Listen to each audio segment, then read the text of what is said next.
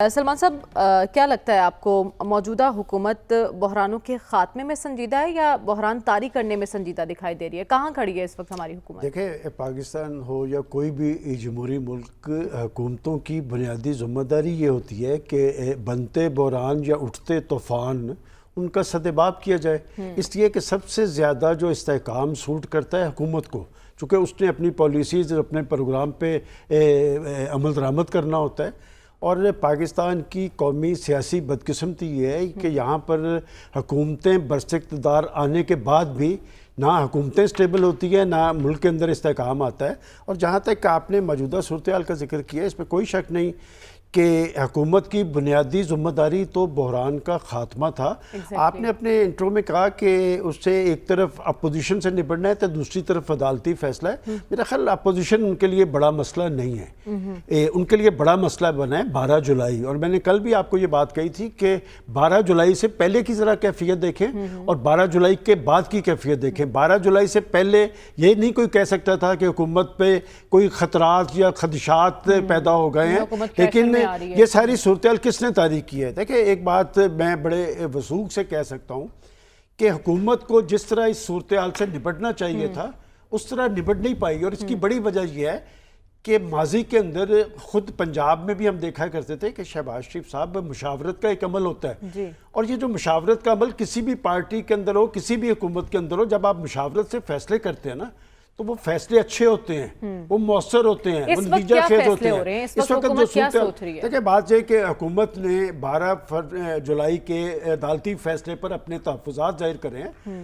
اور کل بھی ہم جب اس وقت بات کر رہے تھے کہ الیکشن کمیشن کی ایک پریس ریلیز کا، کہ میرے سے اگر آپ یہ پوچھیں تو عدالتی فیصلہ، میں تو ہمیشہ عدالتوں کا احترام کرنے والا بندہ ہوں، اور میں ہمیشہ یہی بات کہتا ہوں کہ پاکستان کے سیاست کو، سیاستدانوں کو ریلیف کورٹ سے ملتا ہے۔ اور دوسری بات بھی آج میں کہہ دوں کہ کورٹس کو بھی جب ان پہ قدغن لگتی ہے نا، جب یہ پھنس جاتی ہیں، جب ڈکٹیٹرشپ انہیں بلا کے استعفوں پہ مجبور کرتی ہے، تو یہ سیاسی قیادتیں نکلتی ہیں کہ آزاد عدلیہ جو ہے، باوقار عدلیہ جو ہے، وہ ملکوں کے اندر استحکام کا ذریعہ بنتی ہے۔ اس وقت کرائسس کیا ہے؟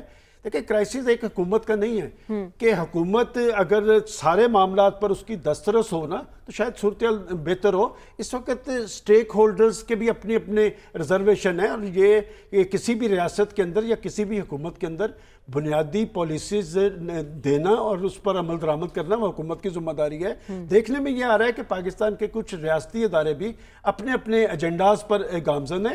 یہ صورتحال پاکستان کے اندر کنفیوز کر رہی ہے، اور میں عدالتی فیصلے کے حوالے سے، آپ جانتی ہیں پہلے روز سے ایک بات کہتا رہا ہوں کہ جی بات ہے کہ آپ عدالتی فیصلے پر عمل درآمد ہونے دیں، یہ سیٹیں آپ کی نہیں تھیں۔ اور دوسری بات دیکھیں، کرائسس کہاں سے پیدا ہوا کہ اس وقت اگر آپ میرے سے پوچھیں تو اپوزیشن کا کوئی ایسا مجھے رول نہیں کہ وہ حکومت پر کوئی پریشر ڈال سکے۔ یہ جو کنفیوژن حکومت کے اندر طاری ہوئی ہے نا، اور حکومت کے کچھ وزراء، کون مشورے دے رہا ہے؟ یہ بات کل بھی آپ کو بتائی تھی کہ جب حکومتی وزراء، ایک حکومتی وزیر اور عطا اللہ مینگل صاحب ہمارے بڑے قابل فخر دوست ہیں، میں نہیں سمجھتا کہ عطا اللہ مینگل صاحب نے جلدی میں آ کے کر دی، بہرحال ان کو کہا گیا ہوگا، وہ منسٹر ہیں، انہیں یقیناً پرائم منسٹر نے کہا ہوگا۔ اور اس کے بعد جی عطا تارڑ صاحب کی میں بات کر رہا ہوں کہ بات یہ کہ انہوں نے آ کے جو پریس کانفرنس کیا، اس کے بعد کنفیوژن کہاں سے پیدا ہوئی؟ ان کی پارٹی کے لوگوں نے۔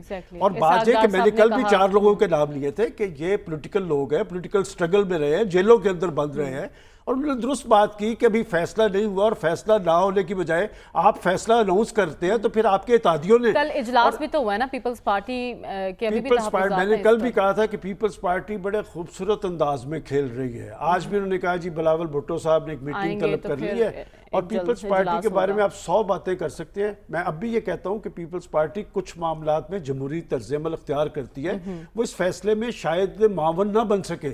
اور بات یہ کہ پاکستان مسلم لیگ نون بھی اس ساری صورتحال سے وہ خود بھی گزرے ہیں۔ کیا آپ کسی پولیٹیکل پارٹی کا راستہ روک سکتے ہیں؟ سیاسی تاریخ یہ بتاتی ہے بھائی سپریم کورٹ سے آپ کو رجوع کرنا پڑنا ہے، تو سپریم کورٹ تو ہمیشہ وہ جو پابندیاں ہیں اس کا خاتمہ کرتی ہے۔